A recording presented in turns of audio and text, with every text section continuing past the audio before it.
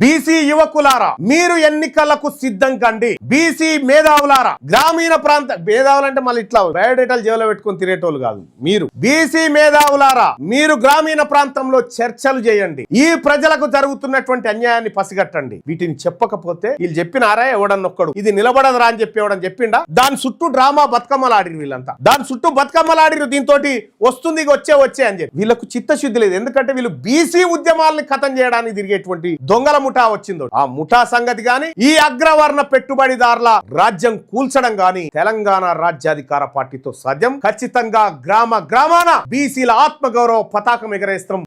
గ్రామానికి అగ్గి పుట్టిస్తాం. తెలంగాణ ఉద్యమం ఎలాగైతే సాగిందో మలిదశ బీసీ ఉద్యమాన్ని కూడా తెలంగాణ రాజ్యాధికార పార్టీ భుజానికి ఎత్తుకుంటుంది. ఖచ్చితంగా ఈ ఎన్నికల్లో బీసీల ఆత్మగౌరవాన్ని నిలబెట్టుకునే విధంగా ప్రతి గడపకు చేరుతాం. ఓట్లు మాయే కదా చెప్పండి.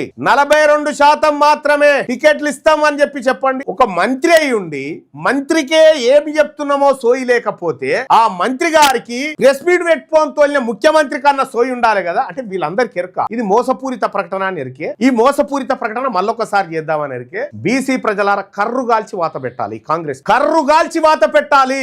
ఈ ఎన్నికల్లో ఎట్టి పరిస్థితుల్లో బీసీల ఆత్మ గౌరవం, ఈ బీసీ ఉద్యమం పోతే మళ్ళీ పుట్టదు. గుర్తుపెట్టుకోరి, మళ్ళీ జన్మ లేదు. ఏం చేసినా ఇప్పుడే సావో రేవో తేల్చుకుందాం, సమరంలోకి దిగుదాం.